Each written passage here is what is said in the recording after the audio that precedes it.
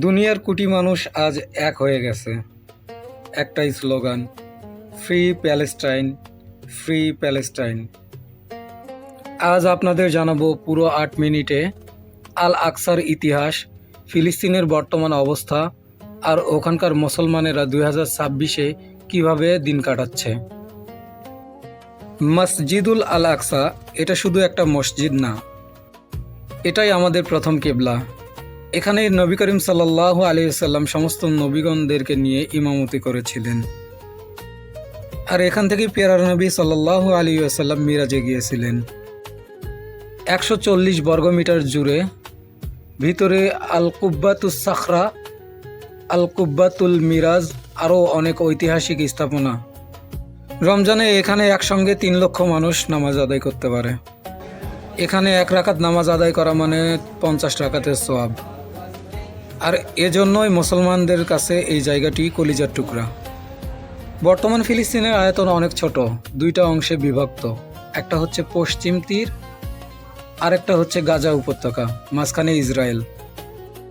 জনসংখ্যা 5 লাখের বেশি, 90% মুসলমান, আরবিভাষী।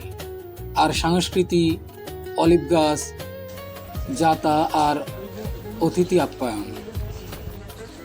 48 সালের নাকবার পর থেকে লাখো মানুষ শরণার্থী, নিজের বাড়ি হারিয়ে তাঁবুতে, কিন্তু চাবিটা এখনো যত্ন করে রেখেছে, একদিন ফিরবে এই আশায়। 2026 সালে এসে আল আকসায় নামাজ পড়াটা সহজ না। জুমার দিনে 50 বছরের নিচে যুবকদের ঢুকতে দেয় না, গেটে তল্লাশি, প্রতিদিন উস্কানি। এদিকে গাজার অবস্থা আরও কঠিন। দিনে মাত্র 4 ঘন্টা বিদ্যুৎ, পানি নাই, হাসপাতাল নাই, ঔষধ নাই, স্কুল, মসজিদ, বাড়ি কিছুই বাদ পড়ে নাই ধ্বংসযজ্ঞ থেকে। পশ্চিম তীরে প্রতিনিয়ত অভিযান চলছেই। ঘুমের মধ্যে ধরে নিয়ে যাওয়া হয়, জমি দখল চলছে, অলিভ গাছ কেটে ফেলা হচ্ছে, তবুও তারা থামে নাই। বোমার শব্দের মাঝে বাচ্চারা কোরআন মুখস্থ করে, মেয়েরা ডাক্তার, ইঞ্জিনিয়ার হচ্ছে। এর নামই সুমুদ, মানে অটল থাকা। রমজানে সাহরি করে, ইফতার করে ধ্বংসস্তূপের পাশে, ঈদের নামাজ পড়ে খোলা মাঠে, কারণ মসজিদ নাই। তাদের খাবার কম, কিন্তু মেহমান আসলে পেট কেটে খাওয়ায়। দেওয়ালের উপর লিখে রাখে, আমরা ফিরব। তারা পাথর সরে, আবার ক্যামেরাও ধরে, দুনিয়াকে দেখায় তাদের কষ্ট। তাদের অস্ত্র ঈমান আর ধৈর্য। আল আকসা আমাদের, ফিলিস্তিন আমাদের।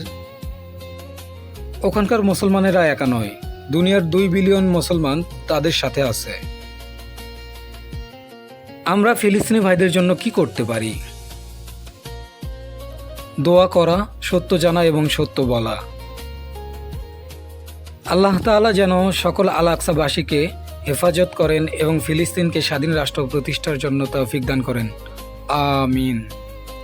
এরকম আরও সত্য গল্প পেতে মিনাজ ব্লগকে সাবস্ক্রাইব করুন, ভালো লাগলে শেয়ার করুন। আসসালামু আলাইকুম।